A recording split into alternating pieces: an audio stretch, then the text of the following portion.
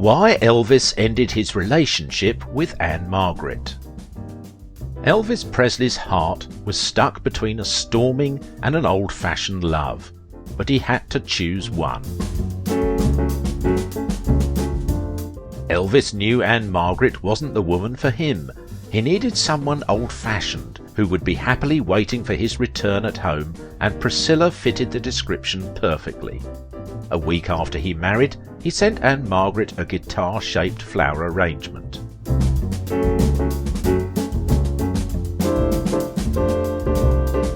The first bad signs came when Ann-Margret was in England to appear at the grand premiere of Viva Las Vegas.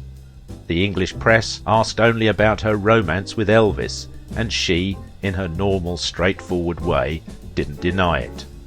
The headlines and articles that followed gave the impression of a soon-to-be engagement and then marriage. Ann-Margret called Elvis to tell him that things had been blown out of proportion, that she was misquoted.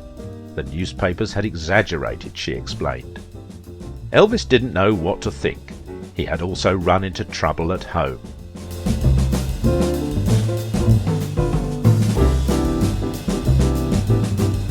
He and Priscilla fought like never before, and on several occasions he threatened to send her back to Germany.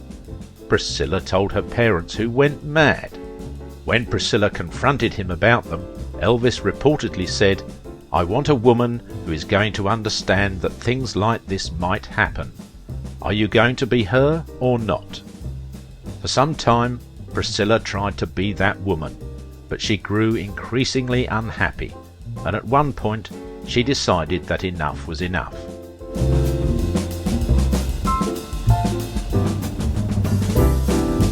The Colonel was called in. Pressure on Elvis was increasing to end the affair with Ann-Margret and to live up to his promise to Priscilla and her family. Time had come to make up his mind. There were those in the Memphis Mafia who are convinced that Elvis would have chosen Ann-Margret had she given up her career, but that was a way too high a price to pay for a young star with her whole life ahead of her.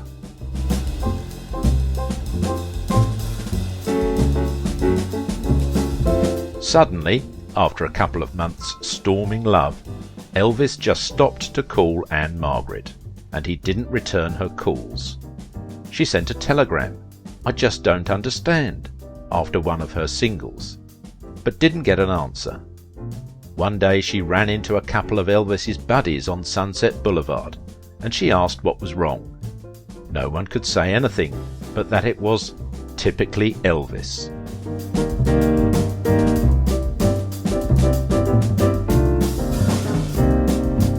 Time passed and Elvis and Ann-Margret found each other again, though not in the same way as before. They gave each other presents. They attended each other's shows. Ann-Margret was a sure guest when Elvis made his comeback in Las Vegas, July 31st, 1969. Their close friendship lasted until Elvis's death. Ann-Margret was one of the celebrities who attended his funeral in Memphis. To this day, Ann-Margret talks highly of Elvis.